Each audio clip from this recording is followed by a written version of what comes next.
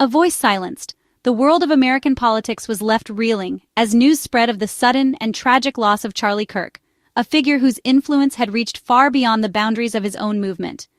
The life and work of Charlie Kirk, a man who, in just over a decade, transformed the landscape of youth political engagement in America.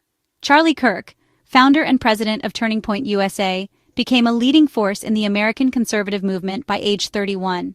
His rise was meteoric, fueled by a relentless drive and a vision to empower the next generation of conservative leaders. Launching his organization from his parents' garage, Kirk started with little more than determination and a handful of supporters.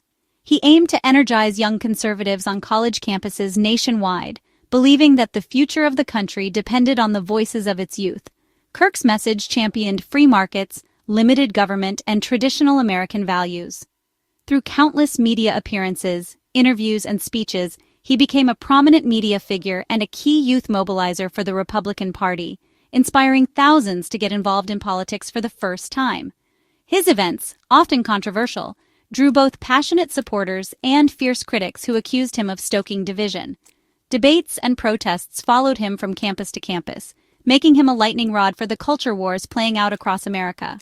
Despite protests and backlash, Kirk created a powerful network for young conservatives, reshaping campus activism. His organization grew into a national movement, connecting students from all walks of life and giving them a platform to share their beliefs. His sudden violent death shocked a movement he had spent over a decade building. The news sent ripples through political circles, leaving many to wonder what would become of the cause he had championed so fiercely.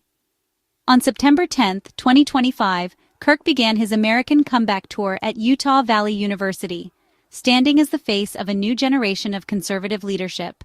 That night he spoke with conviction, urging students to take up the mantle and continue the fight for their values. That night, his influential voice was about to be silenced forever. The stage where he once inspired so many now stands empty, a poignant reminder of a leader gone too soon and a movement left to find its way forward.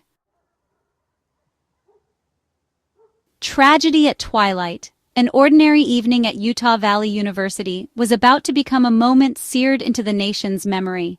The sun dipped behind the Wasatch Mountains, casting long shadows across the campus as students and visitors gathered for what was meant to be a night of inspiration and political energy. The assassination at Utah Valley University would soon dominate headlines, but for those present, it began as a hopeful gathering, a chance to hear a prominent voice in American politics. On September 10, 2025, Kirk took the stage at Utah Valley University, ready to launch his tour before a lively crowd.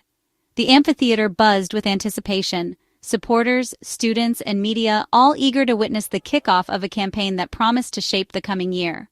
As he spoke, a single gunshot rang out, shattering the evening's energy. The sound echoed off the concrete, a sharp crack that instantly silenced the crowd and sent a ripple of fear through the air. Kirk collapsed, clutching his neck, as panic swept through the amphitheater. In a matter of seconds, the hopeful atmosphere turned to horror, and the stage became a scene of chaos and confusion. The shot, fired from a rooftop with chilling precision, ended his life instantly. The assassin had chosen a vantage point that offered both concealment and a clear line of sight, demonstrating careful planning and deadly intent. Chaos erupted. Attendees dove for cover, some screaming, others frozen in disbelief. The amphitheater, moments before filled with cheers, was now a scene of frantic movement and desperate attempts to find safety. Security rushed to the stage, forming a protective barrier around the fallen figure, scanning the crowd for further threats and trying to restore order amid the pandemonium. First responders arrived to a scene of terror, weaving through the panicked crowd to reach Kirk. Paramedics worked frantically, but it was clear the wound was fatal. Investigators quickly determined the shot came from a nearby building, confirming a targeted assassination.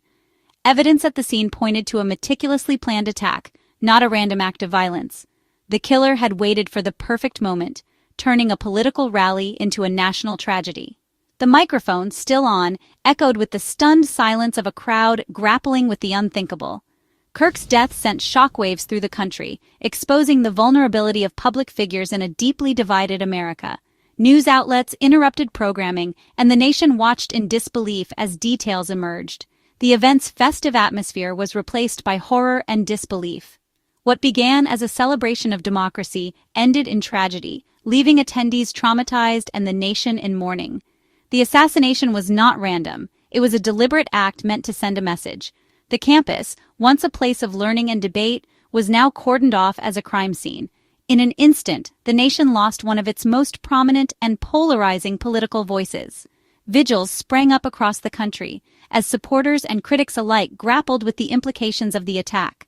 The stage in Utah became the site of a new, darker chapter in American political life, a stark reminder of the dangers that come with public service in turbulent times. The immediate aftermath was pure chaos. In a matter of seconds, the atmosphere shifted from excitement to terror, as confusion and fear swept through the crowd. Sirens wailed and the campus was thrown into lockdown, with police racing to secure every entrance and exit. The crowd at UVU erupted into panic, scrambling for safety as the reality of the shooting set in.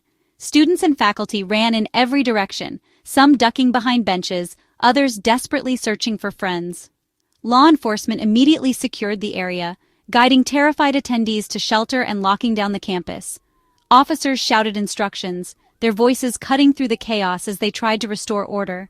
Emergency alerts blared from phones and loudspeakers, instructing students and staff to shelter in place as police swept the grounds for the shooter. The uncertainty was overwhelming, with rumors and misinformation spreading rapidly. Paramedics rushed to the scene and confirmed Kirk's death on stage, shifting the operation from rescue to manhunt.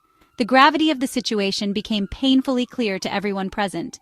The university became a sprawling crime scene, with every building and vehicle searched. Investigators moved methodically, looking for any clue that could lead them to the shooter. For hours, thousands remained hidden, listening to helicopters and police commands echoing through deserted halls. Some huddled in classrooms, texting loved ones, while others waited in silence, afraid to move. The lockdown amplified fear and isolation, while the outside world watched the tragedy unfold live. News coverage brought the horror into homes across the nation, as families waited anxiously for updates. What began as a hopeful rally ended as a national trauma, leaving a campus and country in shock, forever changed by the events of that day. The manhunt begins. A nation on edge. With the shooter at large, a massive multi-agency manhunt began, led by the FBI and local authorities. Investigators combed the campus for evidence, interviewed witnesses, and urged the public to submit photos and videos. A $100,000 reward was offered, generating thousands of tips within hours.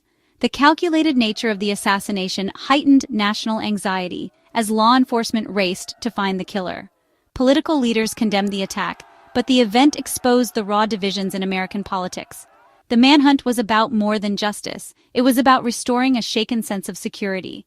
The nation demanded answers, desperate to understand who was responsible and why.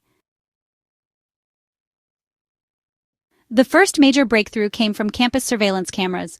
Footage showed a suspect arriving in a Dodge Challenger, moving purposefully toward the Norda Center, and climbing to the rooftop. After the shot, the suspect fled across the roof and disappeared into nearby woods, wearing distinctive Converse sneakers. Investigators released images to the public, hoping someone would recognize the figure. The footage galvanized a nationwide effort, turning millions into potential witnesses. Forensic teams found palm prints and Converse shoe marks on the rooftop, building a physical profile of the killer. The video provided a timeline of the crime, from arrival to escape. The suspect's image became the face of the manhunt. The release of the footage was a calculated risk, but it transformed the investigation.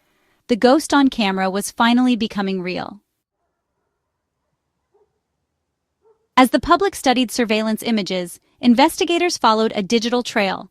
A roommate came forward, revealing Discord messages from 22-year-old Tyler Robinson discussing a rifle and cryptic plans. The messages led police to a hidden Mauser rifle near campus, engraved with taunting, politically charged messages. The evidence painted a picture of a killer driven by anger and ideology. The release of surveillance photos prompted a family friend and Robinson's own father to recognize him and contact authorities. Robinson's father, devastated, urged his son to surrender. The investigation closed in from all sides: digital clues, physical evidence, and family intervention. The suspect's carefully constructed facade was collapsing. The nation now had a name behind the crime. The 36-hour manhunt ended with Tyler Robinson's arrest in Washington County. He matched the suspect's description exactly and surrendered without resistance, appearing resigned to his fate. The arrest brought relief to law enforcement and a nation on edge. President Trump and Utah's governor confirmed the news, vowing justice. Robinson was not a UVU student and appeared to have acted alone, driven by growing political rage. Family described his recent agitation and hostility toward Kirk. The man behind the assassination was not a mastermind, but a young man consumed by anger. Charlie Kirk's assassination united the nation in shock and condemnation.